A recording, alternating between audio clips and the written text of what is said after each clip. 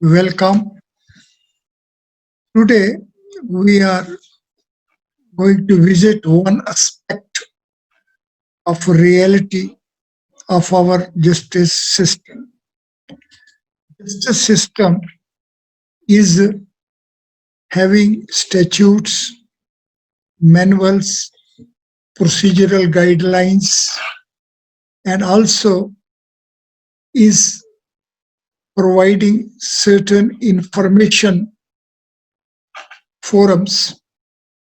But in the eyes of law, we have to restrict ourselves to precisely of which the law is in enforceable state. There are certain informations which are just facilitatory in nature, which are just provided in a particular convenience form, but the precise performa and format of acceptance by law is of different features altogether. As such, today, let us visit Indian Registration Act. Indian Registration Act is also having a registration manual as an exercise of the powers under Indian Registration Act of the competent authorities to lay down the rules, procedures, forms, formats as the steps in terms of which we can avail the provisions of Indian Registration Act and we can avail the information certificates, registered documents, copies, etc., etc. The registration manual provides for Book 1, Supplementary Book 1, Book 2, Book 3, Book 4. The Supplementary Book 1 is an independent book like Book 1, 2, 3, and 4. So, in fact, there are 5 books being maintained under Indian Registration Act in terms of the procedural steps of registration manual. The supplementary book is a concept which was introduced sometime in 1929. The registration manual stands amended, and in it now the supplementary book 1 provision is there. In supplementary book 1 are made entries of certain documents which are in the form of the encumbrances standing cost upon title deeds. The title deeds are entered in book 1.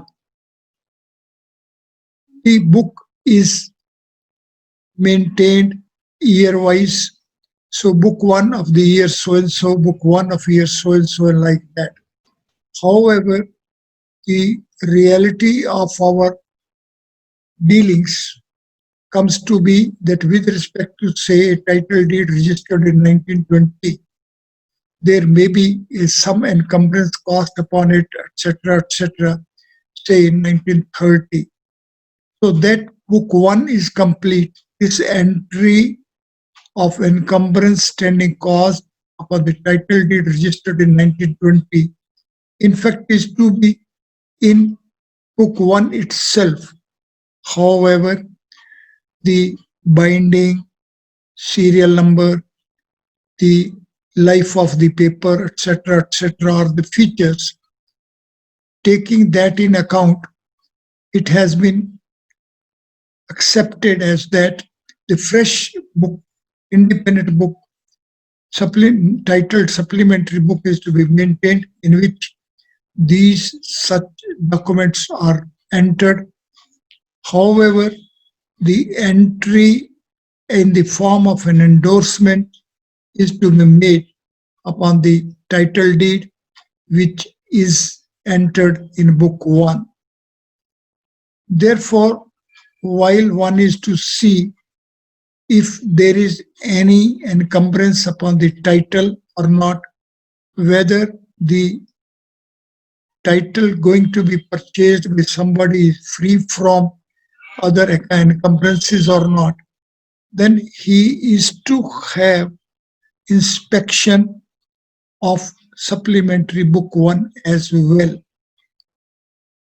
Many times, if A purchases a property under the impression that it is free from all encumbrances, but in reality, there happens that some encumbrance might have been created for that property, and its entries are to be found in book 1, supplementary book 1.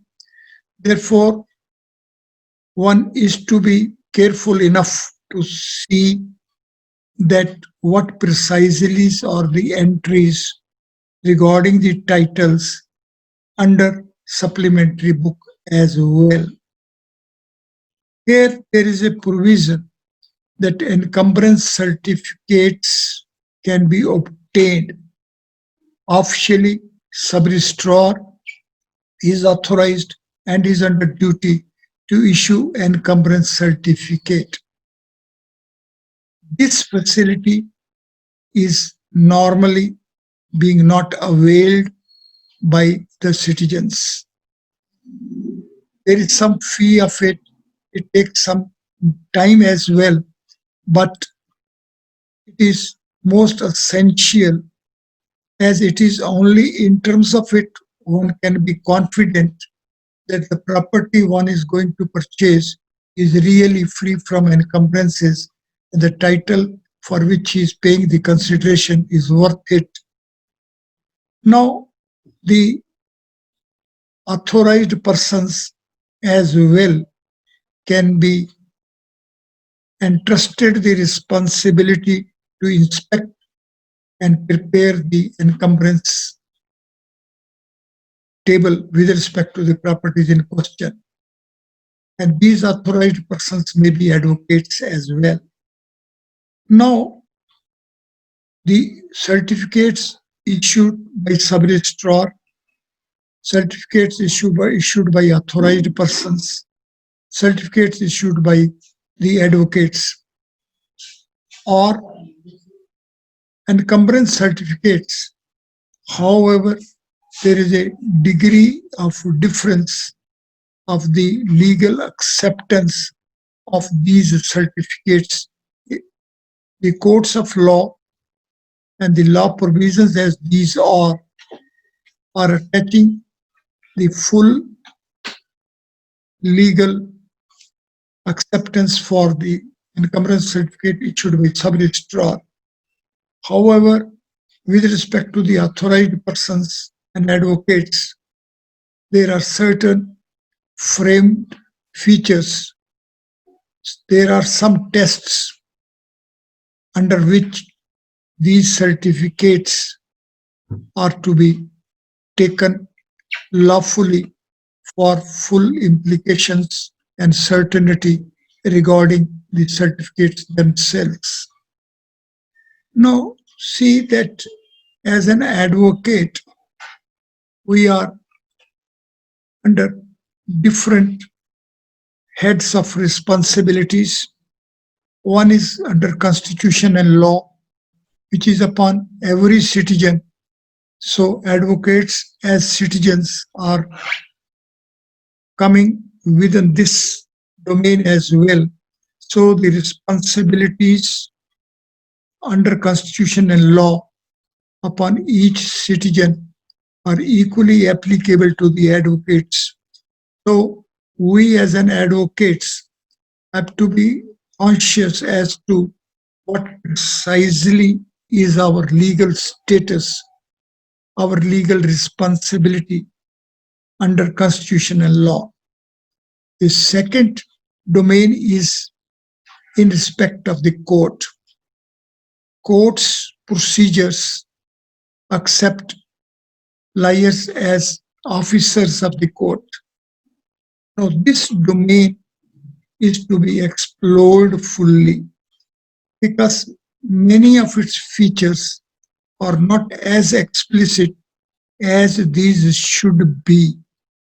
If we take the test of the judicial officer, judge as a presiding officer of the court, so taking judicial officer as officer of the court and then saying that liar is also an officer of the court, then this domain as to what precisely are the responsibilities and privileges being an officer of the court as far as an advocate is concerned is in inchoate state, is in fluid state.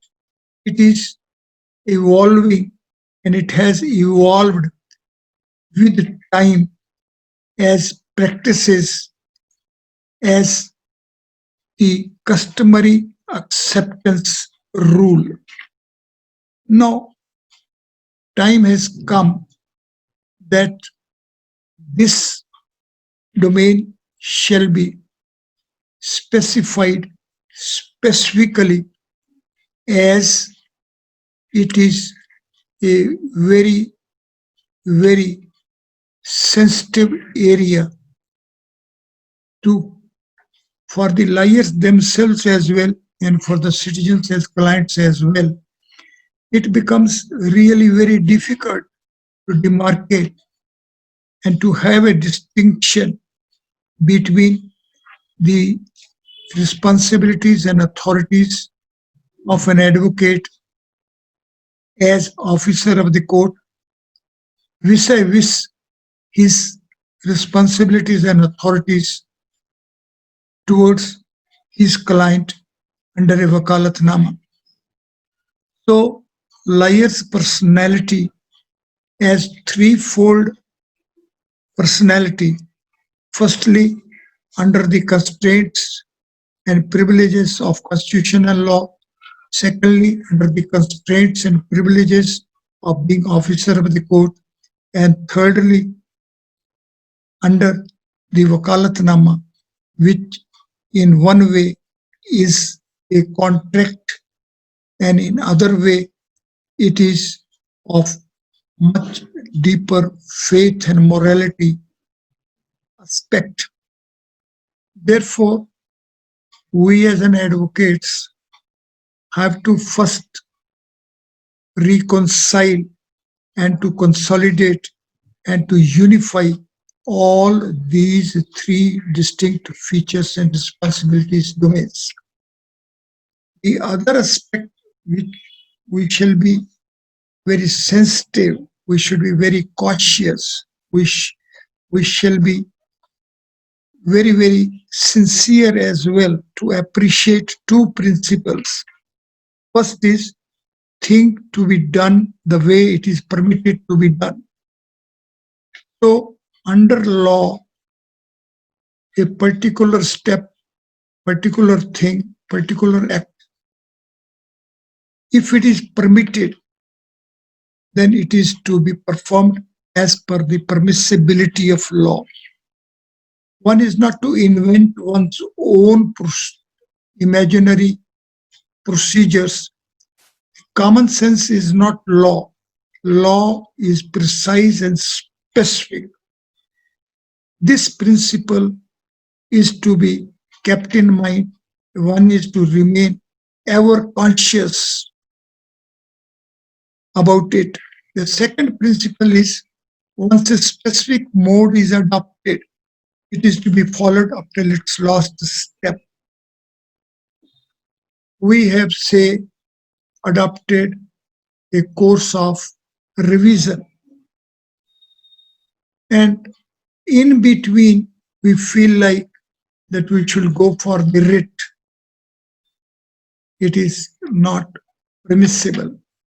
So these two principles are the fundamental principles with respect to which we have to be very, very consciously dedicated.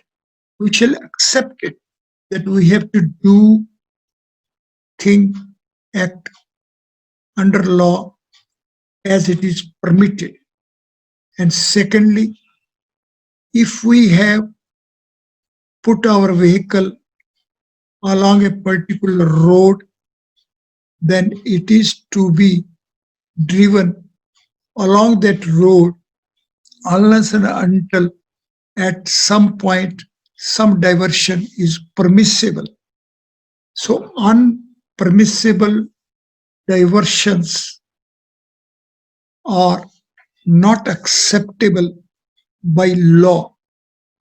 Then here I have taken up two judgments. One is of the Supreme Court, and it is on the expression sheet citation. It's para 27. I'm reading it.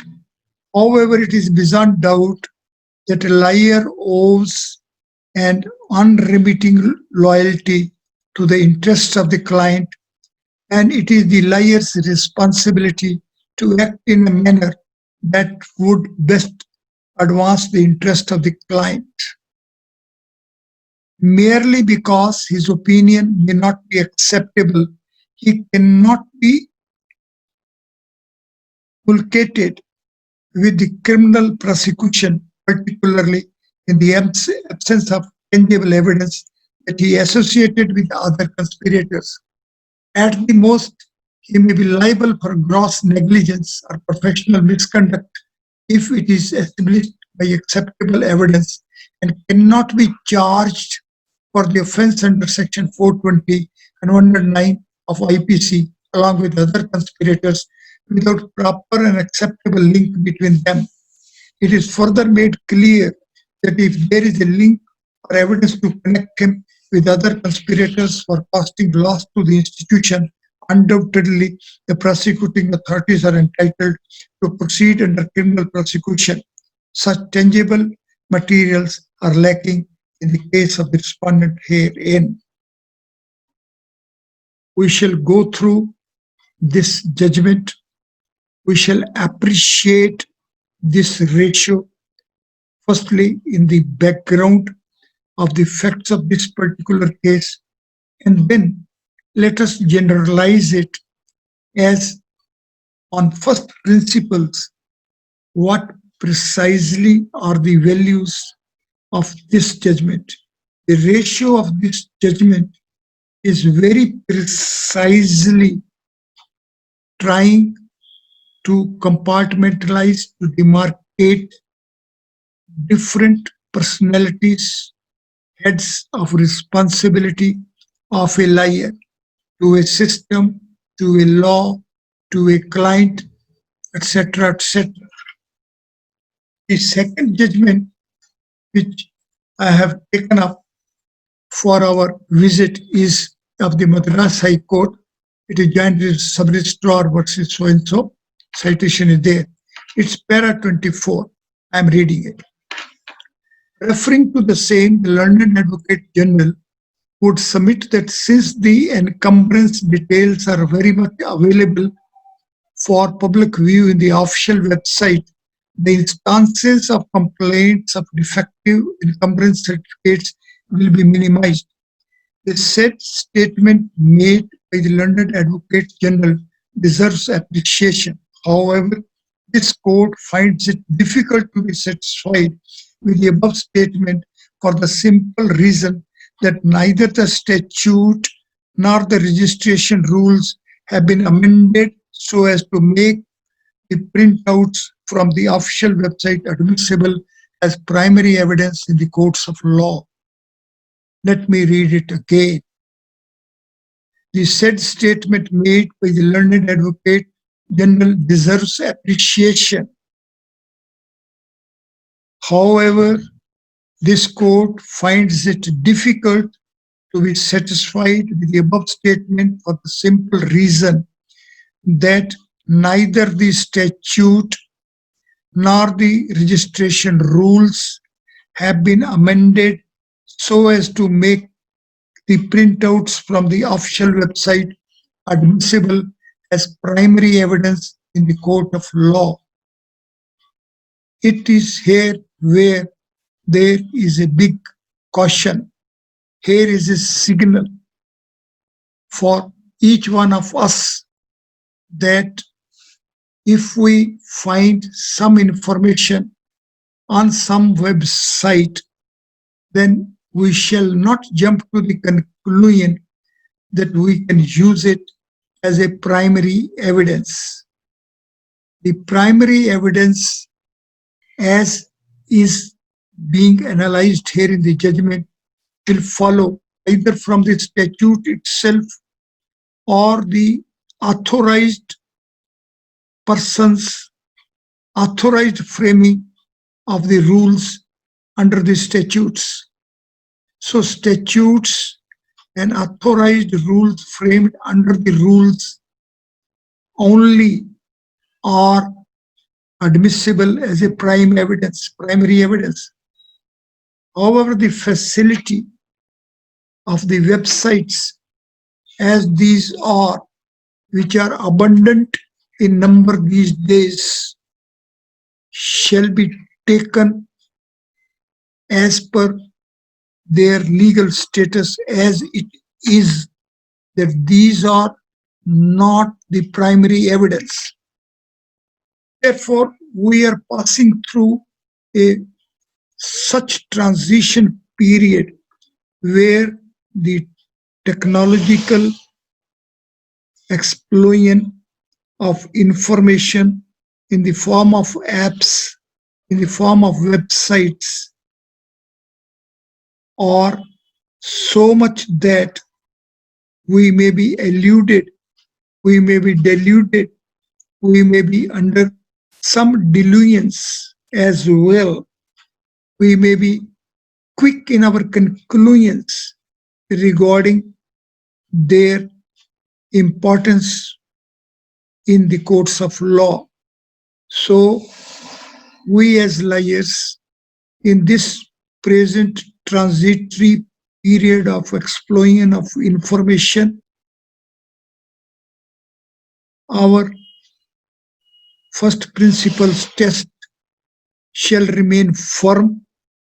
We shall be firm in our experience as that we have to stick to the primary evidence, and all informations coming on websites are to be first judged by the touchstone of law, and it is only after this test we shall avail the information. The judgment, this paragraph reads further: provisions relating to issuance of encumbrance certificates on payment of necessary fee still holds good as per the statute as well as the rules.